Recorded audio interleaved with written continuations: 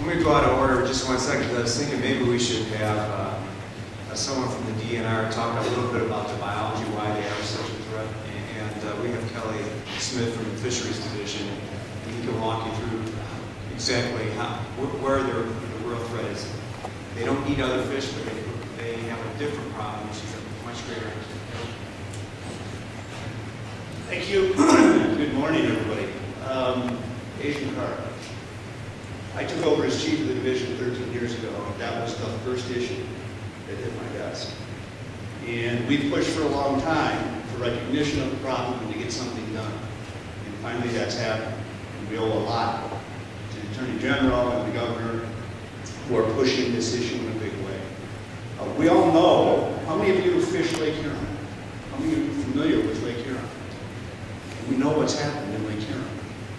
You know, we get criticized a lot because fishing isn't good. But there are things that occur out there that we cannot control. And what happened in Lake Huron is one of those. Another invasive species, quagga mussels. Now what quagga and zebra mussels do is they filter the water. They filter the nutrients out of the water that the salmon, well, the alewife actually feed. They feed the salmon. The alewife disappear, the salmon have nothing to eat, no salmon fishery. That's what's happened in Lake Huron. We don't have a fix to that. Hasn't happened in Lake Michigan yet, hopefully it won't, but we know there are quagga and zebra mussels there. Now throw this thing on top of it. What does this animal do? This animal eats plankton. It just vacuums up plankton like crazy. So whatever the zebra and quagga mussels don't get, these guys will get. And you have nothing left, okay? Every species of fish that we have in the Great Lakes feed on plankton at some stage of their life. If the plankton are not there, they're out-competed, we lose. We lose big time. We can't have these animals in the Great Lakes. I hear a lot about the Great Lakes and the salmon fishing and so on. We have a broader concern in the division, and we've looked at this for quite a long time. We have a lot of bays and estuaries. I'll use Saginaw Bay as a classic. One of the positives in Lake Huron with the changes over there is a phenomenal walleye fishing.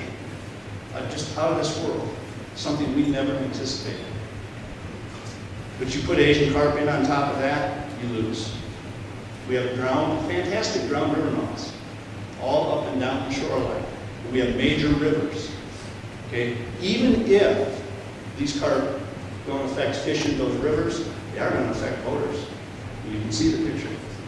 We have seen lots of video of people getting hit by these things. There have been injuries and so on. You may talk insurance problems and all sorts of things. So, you know, the bottom line for all of these things, and something that we've talked about for 30 years since I've been in this division, is to close the barn door. Now that was mostly aimed at shipping. Today, it's also aimed at this waterway system. The only way to prevent this permanently is ecological separation, what we call ecological separation. And I know there are a lot of people upset about that. There are ways around all of the problems, and I think you'll hear from some of the experts that people put on the table in terms of ecological separation. But if I'm on the Mississippi River and I talk to my colleagues over there, they're as much in favor of it as we are, because they don't want the stuff we have. They don't want the fish disease, viral hemorrhagic septicemia. It's going to get down there, right through that canal system. They don't want quagga mussels. They'll get through that system. So, you know, there's as much interest on the other side of this equation as there is on our side. We don't want to share each other's stuff in this situation. So, it is our hope that somehow, some way, we're successful in getting at least some relief here, if not the long-term relief that the Attorney General is seeking. In the interim, what are we doing as a division? We are spending an inordinate amount of time and staff, equipment, dollars that are very precious to us right now. We all know the economy of this state. To go work with our partners in Illinois, the DNR folks there, the fish folks there. We're on search and destroy missions down there. We were down there in December for the large rope gnome project. We will have staff and vessels and boats and equipment down there once a week throughout this next 6 to 8 months, working with Illinois to try and stop these fish from moving forward into the lake. Wisconsin is going to do the same.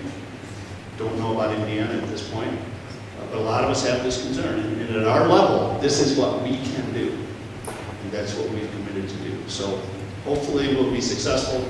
It remains to be seen. Illinois has already started this week, as much as they can given the ice, to do the search and destroy work. And again, we'll be down there soon with them doing that. So